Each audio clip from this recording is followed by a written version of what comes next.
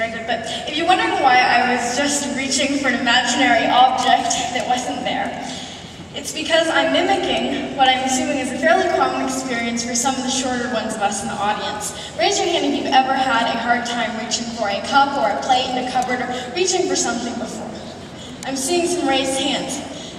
Probably, as any of you who are the parents of young children know, you may have had to help your kids reach something that was a little difficult to reach in the kitchen. And the reason that I think this happens is because most of the people who make those cabinets, who make those cupboards for our kitchens, don't really think about kids when they're making those things. Now imagine a world designed with kids in mind. Don't you think it would be a better world? Imagine some of those cupboard and cabinet makers thought, a child might want something in here. Or if Ciudad de las Ideas decided that maybe we would just have a little midday nap, a siesta, because listening to smart people talk is really exhausting. Although extraordinarily interesting, but I really think a nap should be scheduled. Would be a wonderful contribution. Or on a more serious note, if every time governments cut education budgets, then they thought of the kids in the classrooms and their futures. Or when countries get into wars and criminals shoot their guns, are they thinking of us? The reason I'm asking all of these questions, as I'm sure you know the answers to, is because, from what I can see, we live in a world that is very much not designed with kids in mind. Being 13, I should know. Even though politicians and our governments often claim to be thinking of the next generation, young kids, or our children, that in many ways, the world that we live in really isn't designed with us in mind. Too often, our societies are very adult-centric. On the visible level, we have way too many of those hard-to-reach places, but on the more invisible level, or on the harder-to-see level, then the way that youth are treated around the world every day isn't in our interests, and it isn't in your interests either. Today, I'm here to make the case as to why we need to design our world with kids in mind. Because it doesn't just help us, it helps our kids, and their kids, and you. To me, one of the most personal ways in which I see a world not designed with kids in mind is the way in which kids are often treated by adults. So just think of a recent lunch with a friend or maybe a business partner. Now imagine that in every one of those situations, your friend or business partner was the only one talking, and in a kind of condescending voice too. And no, I'm not talking about the way imperial powers have dealt with their colonies, at least not specifically, or the way the United States still deals with some developing countries, again, at least not specifically. Instead, I'm addressing the average adult-child relationship. You know what I mean, sending the kids off to another room while the adults talk about literature or current events or mutual gossip, because think of poor little children exposed to high culture.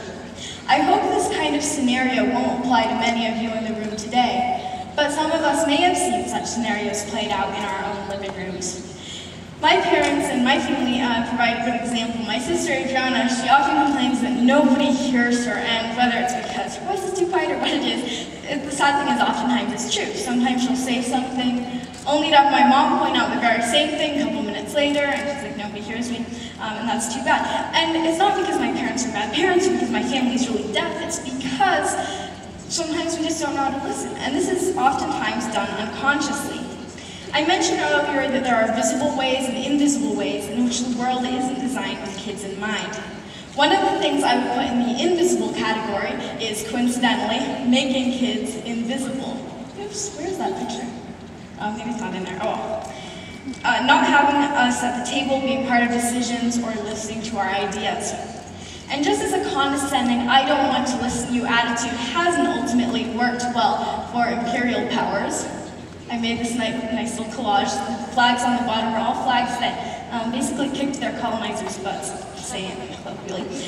I think just as ultimately this hasn't worked well for imperial powers, it doesn't work well when it comes to the relationship between adults and kids.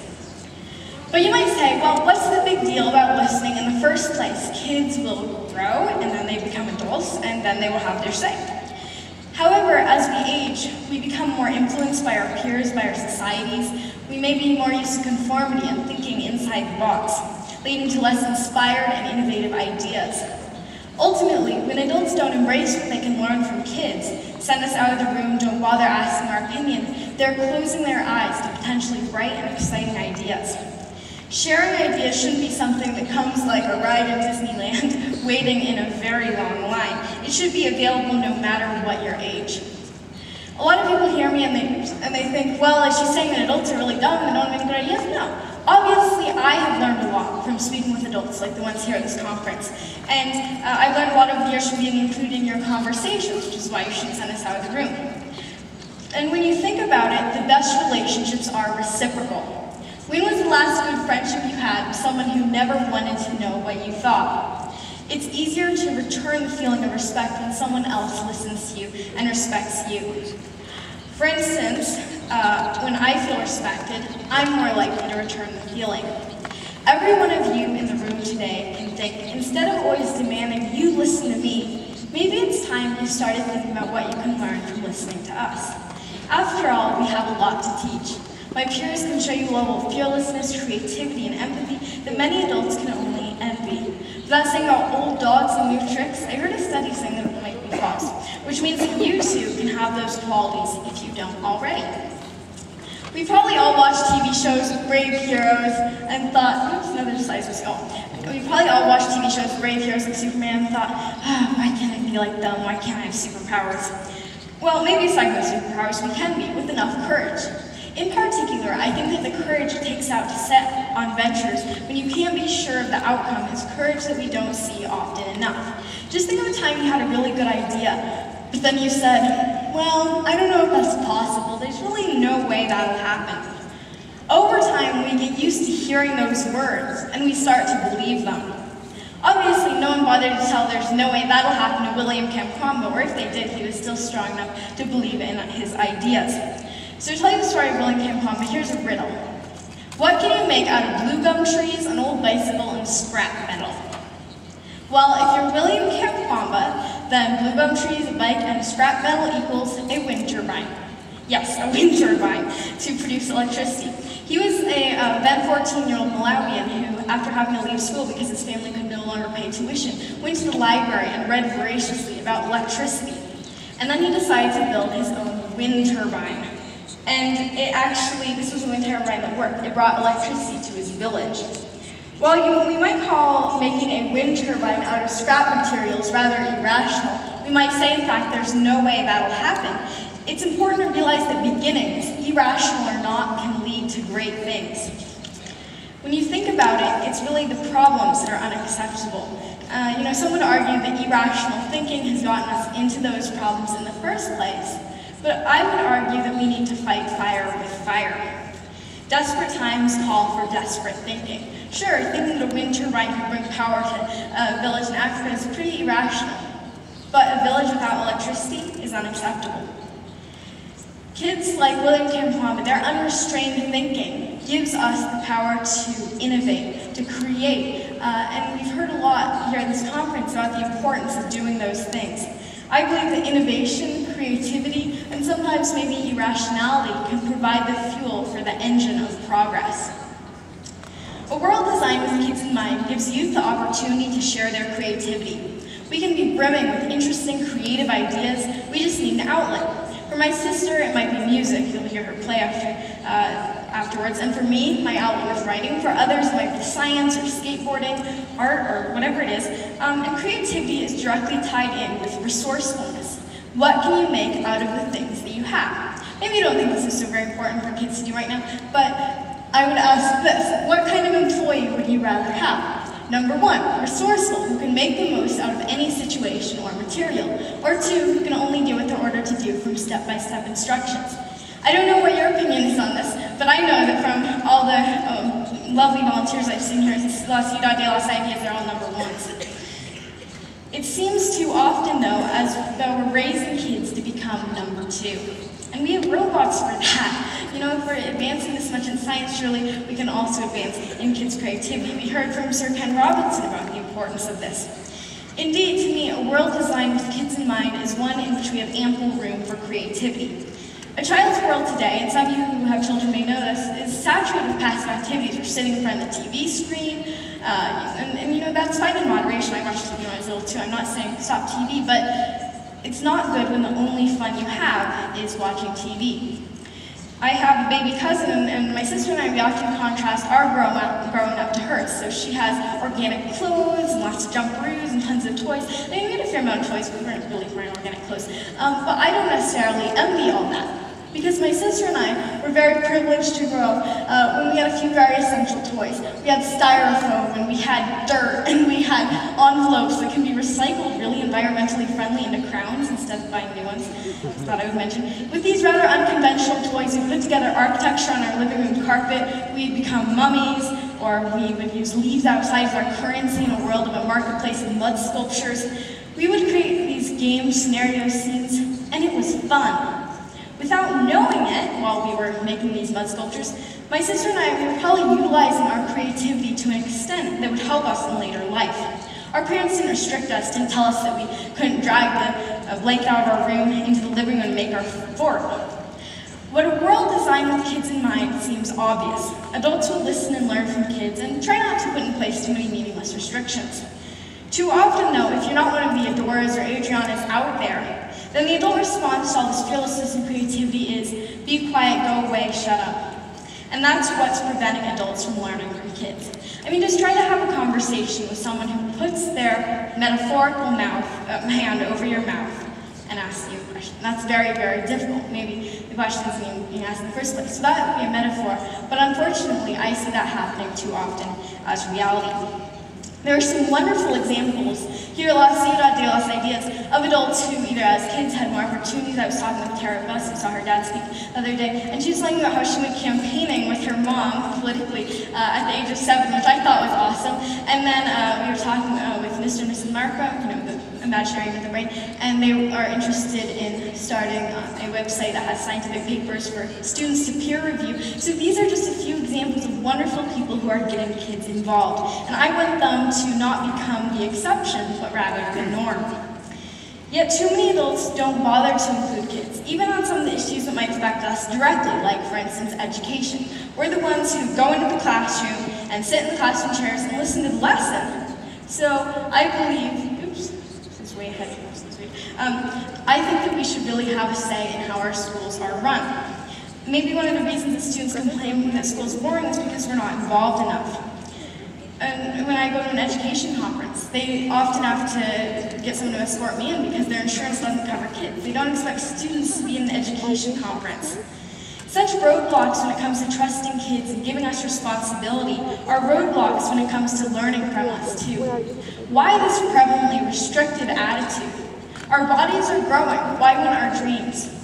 Yet when the average kid says that they want to do more than sleep, study, socialize, maybe start their own business or publish a book, most adults might say something like, oh, wait until you're older, that's a good idea, you do that when you grow up. You might have noticed it's always what you want to do when you grow up, not what are you planning on doing right now. Ultimately, some of our greatest ideas came from youth who didn't defer their dreams for the sake of an average childhood, and whose parents didn't defer them either.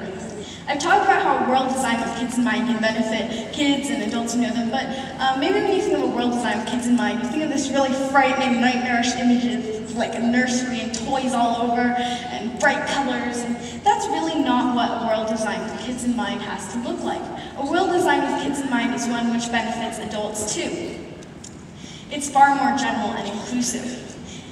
It's a commonly accepted fact that war isn't good for kids. Well, it's not good for anyone except maybe military contractors who are making giant profits. And on a local level, violence in our communities can have a huge impact on what life is like growing up. We face this in the US, and some of our cities like Chicago have huge levels of violence.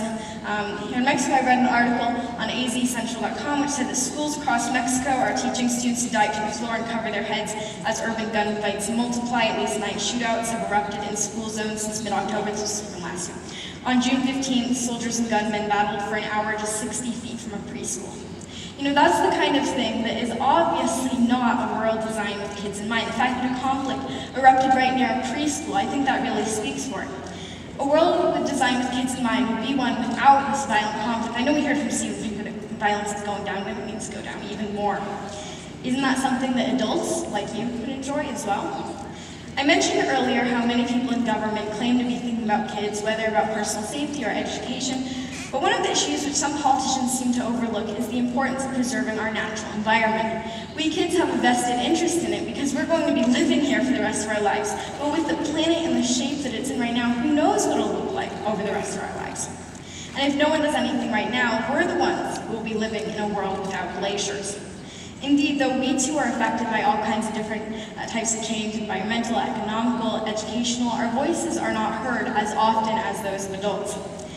We need leadership from the young generation, from kids like me, and from many of the young people here in the audience. I already see a lot of this leadership here in my peers. This is Alec Loers, founder of Kids vs. Global Warming, and he does a lot of work to spearhead change in the environmental area. He became the youngest licensee for Al Gore's climate change presentation. He persisted even after they told him he was too young. Maybe some of you recall the BP oil spill in the Gulf of Mexico. You might have seen pictures of oil birds. And Olivia Bowler was an 11-year-old who actually offered her drawings to those who donated money to help clean up the birds. So these are examples of kids who are taking action, doing great things, and it really shows that you don't have to wait until you're older. BP put out, I think it was $100 million according to CNN money on advertising. And when you see people like Olivia who are donating, who are really trying to make change, it's a sharp contrast. One thing that many criticize these top BP officials for, notably Tony Hayward, who said he wanted his life back, was a lack of empathy. One thing that you can learn from kids is that truly it shouldn't be about making money, it should be about the impact your organization has on the world. Is it positive? Is it negative?